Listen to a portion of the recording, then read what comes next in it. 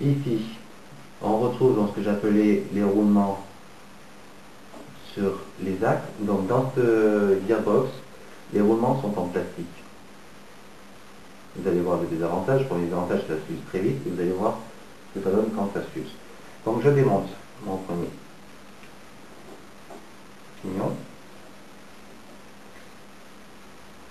Le mauvais bruit laissait penser que des dents étaient cassées, donc on recherche la panne. Je vérifie un petit peu ce pignon, l'état.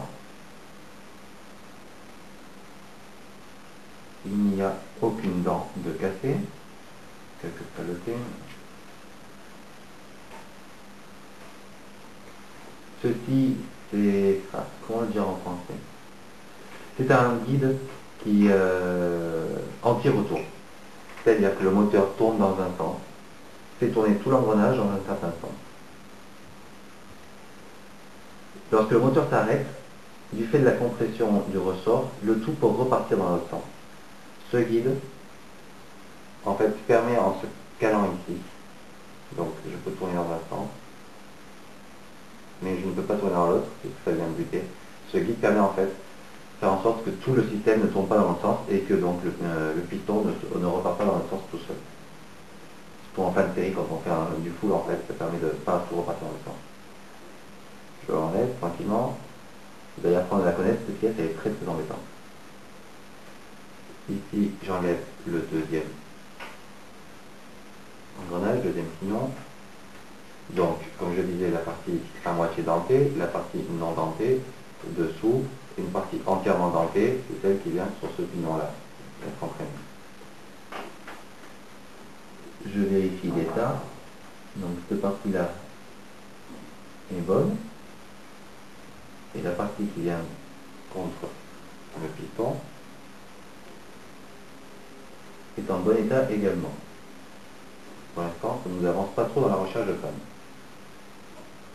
J'enlève le dernier. Le dernier, cette partie-là qui est en contact avec celle-ci, qui est en contact avec celle-ci, est bonne. Et cette grande partie qui est en contact avec la petite, on remarque en effet que sur 1, 2, 3, 4, 5, il n'existe même plus, 6, 7, 8, 9, 10 dents, elle est totalement usée. Donc en fait, ce qui se passait, c'est quand elle tournait, ça n'entraînait pas, en fait, l'engrenage ne prenait pas, tout tournait dans le vide, le piston ne se compressait même pas.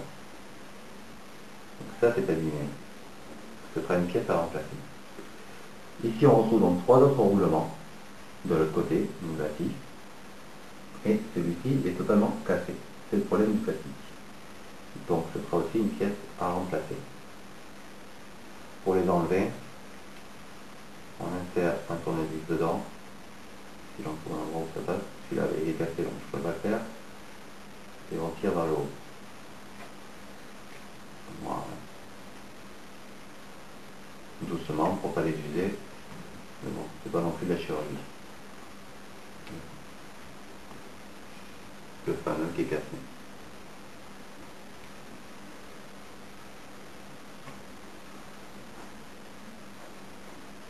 On va vérifier d'autres parties. Donc, vu qu'un engrenage est abîmé, il faut vérifier toutes les dents qui peuvent se trouver dans le gearbox, notamment celles qui sont sur le piston. Et on remarque que les 3 premières sont usées, pas encore mortes, ça peut marcher encore un petit peu, mais c'est bien usé. Les 3 premières sont très importantes, puisque c'est par les 3 premières qu'en fait, tout le cycle va commencer. Donc il faut qu'elles mangent bien pour que ça puisse partir. Les dernières sont souvent renforcées également, puisque c'est là où le ressort est compressé au maximum. Donc c'est là où il se trouve le plus de contraintes. C'est le dernier point de touche entre le piston et le dernier pignon, avec toute la force du ressort. Donc c'est là où il y a la dernière contrainte. Donc c'est pour ça que les derniers sont souvent renforcés. Ceci est en métal. Certains pistons ont les 3-4 premières dents qui sont en métal. Donc a priori, la panne a été trouvée. Le moteur tournait bien, je m'en souviens. C'est donc ce pignon, cet engrenage où toutes les dents sont usées ici sur la moitié, enfin sur un tiers, et le piston. On va donc devoir changer cette pièce, le piston, par la même occasion la tête de piston, parce que ça va souvent ensemble. La tête de cylindre est dans un état suffisant pour continuer à avoir le service. Et on changera donc les bushings, les roulements.